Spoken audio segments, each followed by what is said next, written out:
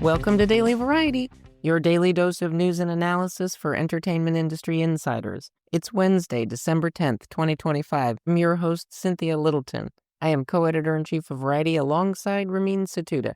I'm in LA, he's in New York, and Variety has reporters around the world covering the business of entertainment. In today's episode, we'll hear from Michael O'Leary, CEO and president of Cinema United. That is the world's largest trade association representing theater owners and about 31,000 screens in all 50 U.S. states and about another 30,000 worldwide.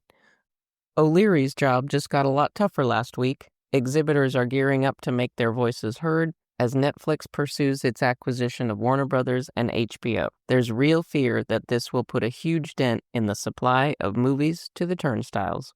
But before we get to that, here are a few headlines just in this morning that you need to know. Tony Dokoupil is the new anchor of the CBS Evening News. He will take the chair on January 5th. Christopher Nolan is unleashing a 6-minute prologue for The Odyssey. It will play this weekend before IMAX screenings of Sinners and One Battle After Another, and it'll play next weekend when Avatar: Fire and Ash lands in theaters. Nolan's adaptation of Homer's Big Trek lands in theaters from Universal Pictures on July 17th.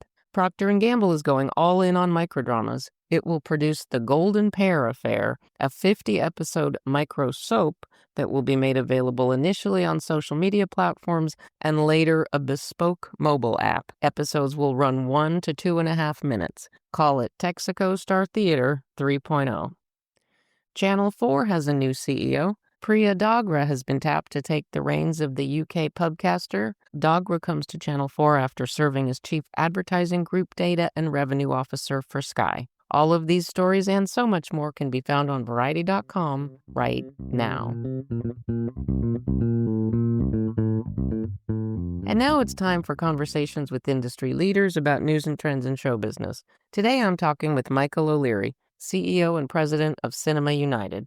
O'Leary really untangles the reasons why exhibitors are so concerned about Netflix potentially becoming the home of Warner Brothers and why they're concerned about Hollywood consolidation in general. Fun fact, O'Leary's visit to the Variety office was scheduled long ago and long before the Netflix WB-HBO deal was announced on December 4th. To O'Leary's credit, he didn't beg off when the news got more complicated. He's coming up on his third year as head of the organization formerly known as the National Association of Theater Owners. O'Leary makes it clear he has command of the issues facing his members. A longer version of this conversation will be released Friday on Daily Variety's sibling interview podcast, Strictly Business. When news breaks, many just run for the hills, but I appreciate you coming in. Happy to be here. We're going to talk about the issues facing the exhibition, but of course, in the last 5 days, there's been no bigger topic being talked about in all of Hollywood, but particularly in the film community. A lot of very vocal opposition to the idea of Netflix, given its dominant streaming position, adding these significant assets, Warner Brothers Studios and HBO. Netflix has a very different view and very different strategic approach to how it handles movies. It does put movies in theaters, but for a very short time. This, as you know, has people really animated and really upset. Let me start by asking you, Michael, what are you hearing from your members? There's the concern among our members. After this deal was announced, we put out a statement very quickly signaling our opposition to it. I think it's important to look at this deal in the larger context. So as we come to the end of 2025, this has been kind of an uneven year for exhibition and for the movie industry. And I think on the whole, it will be viewed when it's finished as a positive, but it's not where we wanted it to be. And so I think there was some, kind of noise in the system in terms of how much stronger can the industry get? What does a continuing recovery look like? And then you layer this on top of that, and it's just another incredibly important existential variable which has come into play. And what's driving our approach to all of this is, frankly, history, and recent history at that. History shows us that when legacy studios are absorbed, the overall production of motion pictures for the theater goes down. And obviously the most recent example of that is Disney acquiring Fox. resulted in about 43% less movies being made for theatrical production by those two studios. And that translates to roughly a $900 million loss in box office. That's almost $1 billion. Imagine if you had an additional $1 billion to put on the end of the 2025 total. That gets us closer to where we want to be. But imagine if you go the other way and take another 900 out of it. Of particular concern is that in the present case, the acquiring entity is Netflix, which has had a clearly stated antipathy towards theatrical exhibition for going on a decade. And so that causes, frankly, the concern to be even more elevated. If the percentage of movies drops by 43% when the acquirer is Disney, which takes a backseat to no one in terms of their support of theatrical, you really have to wonder what the impact might be if it's Netflix is the acquirer. Can I challenge you on the 43% stat? Because, of course, Disney acquired Fox in 2019. We all know what happened in 2020, 21. Is that skewed at all by the pandemic, or are you saying that a rolling average now that the biz is back to full strength? We believe it's reflective of a larger trend. We're happy to be proven wrong. If we wake up next year and that numbers are back where they used to be, which is in the mid to high 20s for the two, we would welcome that with open arms. I don't think there's a lot of evidence that that's going to happen. We know that exhibitors feel the wide availability of movies across many streaming platforms, especially so close to their initial release, that is just telegraphing to consumers, don't go to the movies. You can just wait a few weeks. It'll be on one of these streaming platforms. Do you have any anecdotal or any evidence to show that is happening, that is costing certain movies box office? Netflix does experiment with putting their movies in for, very short time, I think, to get that pop. What do you see? That's a very important question, and the answer's more complicated than simply streaming versus going to the movie theater. There's a lot of variables that go into the uncertainty in our market right now, and one of them, which is related to what you're talking about, is shrinking windows. What's happening, we believe, as a result of these increasingly shrinking windows is that consumer perceptions are changing as to when a movie will be available to them in the home. And there's actually research that's out there now that suggests that up to 26% of the movie-going public believes that movies will be available to them in the home faster than they actually are available in the home. So in this type of environment where people are being inundated with information from all different directions, that type of perception is fatal. And so we believe that if you had a strong, consistent, reliable window that consumer could know is how long it's going to be in the theater, you'll put more people in the theater. And then I think the other part of this, which people often overlook or don't completely appreciate, is movies that begin in the theater are more successful on each subsequent platform thereafter. So if you're running a platform and you want to draw eyeballs, one way to do it is to make sure that you have a sufficient supply of movies that were theatrical. I don't think it's binary streaming versus movies, frankly, because people that watch a lot of movies in the theater probably subscribe to a lot of streaming services too. And we need those people to come to the theater. We've seen some experimentation at Netflix. We saw them experiment with a theatrical sing-along release of K-pop Demon Hunters over Halloween weekend. Do you see signs on the horizon that Netflix is loosening about the way they think about movies? Well, I don't want to speak for Netflix. They're an incredibly successful company, and they are very good at what they do. I think they are, as you know, they have been putting things in theaters for different reasons. But as we look at this as a core essential to a strong theatrical ecosystem, they have yet to embrace a truly meaningful window. They will sometimes put movies into theater long enough to allow them to qualify for awards. Those frequently are not marketed particularly well, and they're almost never reported.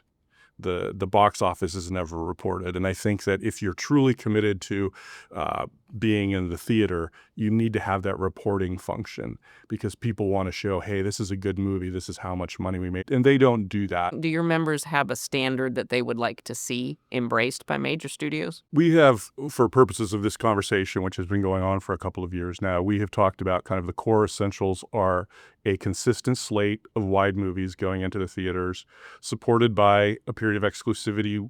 Last year at CinemaCon, I made a speech about this, and I said it should be at least 45 days We've used that as a marker. There needs to be marketing commiserate with the size and the scale of the movie. And we believe that those are the core essential elements. SVOD window, the subscription window, maybe 90 days. But those are kind of the key elements that we've been consistent about when we have conversations with people. I know you've heard this before from the distributors. They say, but I do all this marketing for the theatrical release, and it does telegraph to the audience, this is important, pay attention. And then they say that I want that home entertainment window or the streaming window to come sooner so I can still piggyback off of all of that marketing. Marketing is one of the many things in our world is changing. Have there been any constructive discussions or experimentation to bridge that gap somehow? So I think marketing is an area where we can work together for a better result, frankly. And we've started to have some of those conversations about how do we do this better. If you were to ask me where I really think the marketing pinch is felt the most, it's not in the top 20 movies. It's not in the blockbusters. It's in 21 through 100, what we call at Cinema United the next 80. The box office drop post-pandemic for those movies is 3 times as big as the box office drop for the top 20. And those are the movies, they're the smaller movies, the medium-sized movies. They need the marketing. They need the time in the theater to build an audience. So that is an area where we should try and come together, because the truth is our industry cannot survive without those next 80 movies. We cannot just become simply a blockbuster industry that has a certain number of event films throughout the year. It's unsustainable. We have to bolster the rest of the slate.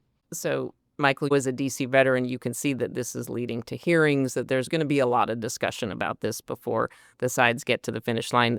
What role do you see Cinema United playing in the larger conversation about whether this merger would make Netflix just simply too big and too powerful? One of the things that interests me is when you have these big mergers, not just in the entertainment space, but in any space, they inevitably become narratives about stock price, about how much money is involved, about executive compensation and those types of things. And they're rarely about necessarily the downstream practical impact of the merger itself. And so I think that our primary focus is to educate people and to elevate awareness. The people that I represent are the vast majority of them are small business owners. And they operate in rural communities. They operate in small towns. It's not just the big circuits that you hear about a lot or that appear a lot in Variety. It's different places all around the country. And they're the ones that are going to feel the impact if there's fewer movies. So we are getting out there trying to educate people about these things. I grew up in western Montana, and it's not uncommon for people to drive 30, 40 miles in all types of weather to go to a theater. Those theaters go away, then we're losing something, not just economically, not just culturally, but a way that we communicate with each other. And so part of our job is to get out there and to make that case. We've been talking about Netflix, but Paramount now is also a factor, or really wants to be a factor in this final decision. How do you think your members feel about the possibility of these assets going to Paramount? At this juncture, the way I would characterize it is we are concerned about consolidation in general. Obviously, if you have an acquiring studio that has a historical reverence and support for theatrical, we think that's probably a positive. But at the end of the day, it goes back to something we talked about right at the outset, which is if the number of movies that are for theaters goes down, that's a problem for us. And we would have to state that opposition. So we are not in a position right now where we're choosing sides. We're evaluating both of the situations, and we'll go from there. But our North Star is really, really very clear.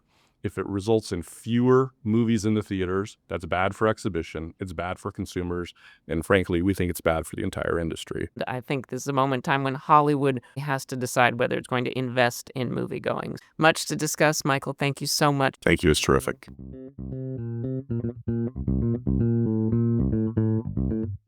As we close out today's episode, here's a few things we're watching for. None other than Miss Diana Ross will perform on New Year's Eve. She'll take part in ABC's Dick Clark's Rockin' New Year's Eve.